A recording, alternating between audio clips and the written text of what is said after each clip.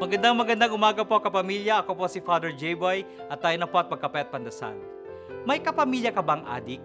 Baka masyadong malakas ang dating ng salitang adik, ngunit gusto ko siyang gamitin para mabigla tayong lahat.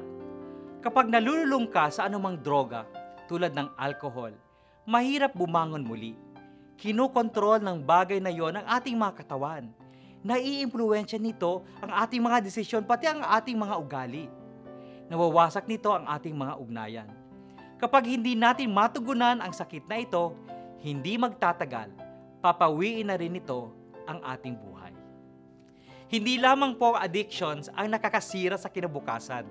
Marami pang iba, tulad ng kahirapan. Mahirap umusad kapag walang laman ang bulsa. Nung na-assign po ako sa Bilibid, Muntinlupa, nakilala ko si David, isang batang preso na taga Mindanao. Nakapatay po siya dahil nahuli niyang may kalaguyo ang kanyang kasintahan. Wala siya sa tamang isip ng panahong yon dahil hindi lang siya nakainom, nakahit-hit din siya ng marijuana.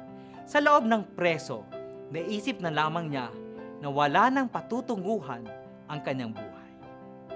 Ngunit sa awa ng Diyos, nagkaroon ng pag-asa si David nang nakilala niya ang Panginoon sa pamamagitan ng mga kapwa preso na nagyaya sa kanyang maging kasapi ng choir sa misa. Nakausap ko po si David na nagsisimula pa lamang siyang kumanta sa simbahan. Sabi ko, David, bago ka makatakbo, kailangan mong makalakad. At bago ka makalakad, kailangan mong gumapang.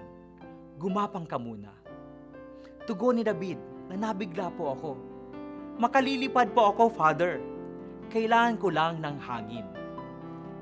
Mga kapamilya, magdasal po tayo. Naway maging hangin tayo sa mga taong nais lumipad. Magandang umaga po.